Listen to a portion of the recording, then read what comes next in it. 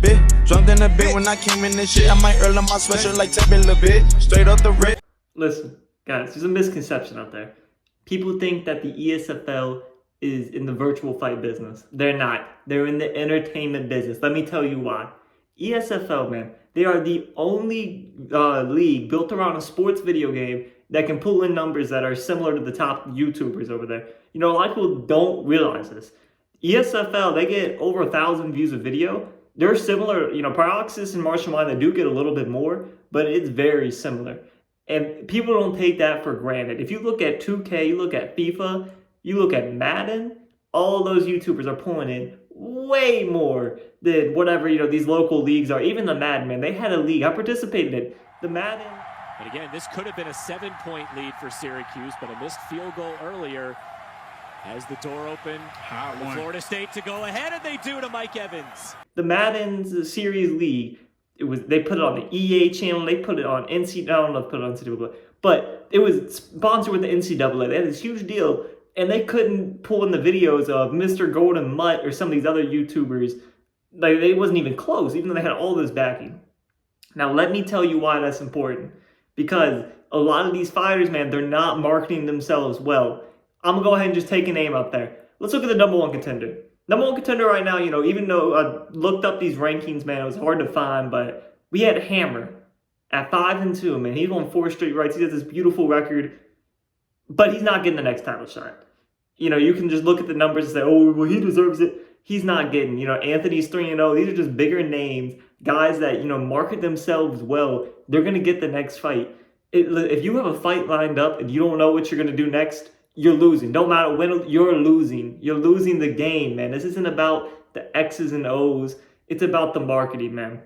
And let me tell you why it's important. Like, even when you have a fight lined up, you're like, all right, I'm going to go focus. I'm going to go knock this cat out, whatever. The most viewers, if you're like one of these newer guys, you know, you're not in the meta, you're not a Suave AJ, you're not a whatever. Most viewers you're going to have right there is when you get your finish, you win, is going to be in that Twitch chat.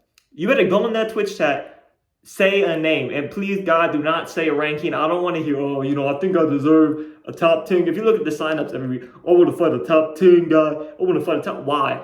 You can't fight a ranking. That's a number. It doesn't exist. You can fight Gamp. You can fight JC21. You can't fight number 12. You can't fight number 13. Stop saying these numbers, especially if you're going to call someone on the Twitch chat. You know, you just win. A lot of people, they win. They go to Twitch chat, you know, they celebrate a little bit. And they'll be like, all right, you know, I think I've earned a top 10 spot. No, you haven't. Right there, you just didn't. You just lost it. You had it in your hands and you lost it. Now, where does this bring me? All of this talk coming back to the young prodigy Zayef. And I just have one thing to say about him, man. Whoever his manager is, they need to be fired. I think it's Ali Abdulaziz, man, because this guy's terrible. Everything that could go wrong. Look, Zayef is inside the cage. He has done nothing wrong. You know, he has 2 losses. Nothing wrong. Nothing he couldn't have done, man. He was a double champ, defended it multiple times. He's been fantastic. But they're just not using his, listen, even on YouTube, he has a great platform. I mean, I think he's one of the top 10 biggest YouTubers. I'm not too familiar with the UFC space, but I see 2,000 subscribers on the UFC Only channel. That's pretty impressive. Obviously, Marshall's up there, Prioxis, whatever. He's got 2,000 subscribers. That's pretty impactful in this community. It's at least a decently sized channel. And he's also the PlayStation champ. It wasn't a double champ. He was the only double champ to ever defend his title. You know what I've never seen? Where the hell is his belt at? All of his videos, man, that belt should be wrapped around the shoulder. He should be talking shit, be like, hey, yo, come take it. And even if, you know, he wants to be this nice guy, that's fine. Be the nice guy.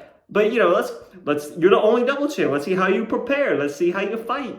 You know, break down maybe, you know, some of your fights, you know, when you beat Fadinator. Shit like that. You know, people want to see that. But his manager, like I said, the only people dumber than the fighters are the managers, man. These managers, they get paid to take 10% and they dip. They don't know what they're doing. If Zayef, listen, you're a great young kid. Hire a new manager. We're going to get you a new marketing team. I'll do it for free. I'll do it for free, man. It don't have to be me, but just let anybody else, man. Because not only that, right? That's forgivable. The worst thing I've seen, someone needs to take his phone away, man. Worst thing I've seen was in a Discord message. You know, maybe it didn't get out to a lot of people. I'm getting it out to a lot of people now. Someone called me a hater, but you got to learn your lesson, man.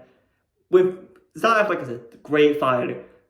Many people, they were talking up, including myself, were saying, hey, if he beats Blake Tyler, I think he's the GOAT. And, you know, obviously Suave Jamie's held that title for a long time. Suave's been inactive due to injury. We don't know. He might have been drug tested. No one's came out for official to say what it is yet, but yeah, we don't know. So, whatever the case is, Zive has taken full advantage. He's gone on this great run, but the double champ, everyone's like, yo, this guy's the GOAT. He comes in Discord chat. Nah, man, you know, I think Suave Jamie, he's very great. I don't think this win puts me above him. When you are in the even in the conversation, like, and you just say, nah, it ain't me. I ain't the GOAT. You're shooting yourself in the foot. Whether you believe it or not, perception is reality. And, you know, every fight after that, whether he's the GOAT or not, it doesn't matter. You would have been, oh, the greatest of all time over here is fighting Saturday. The greatest of all time over here is fighting the other GOAT. Suave, like, you could have done this marketing, but, you know, when you give it to the other guy, you ruined it. The marketing's now dead. And ladies and gentlemen, that's why we have dumb fighters. This is what they want. I'm the one. This is vintage from 1980 some. I'm the son of the pioneer.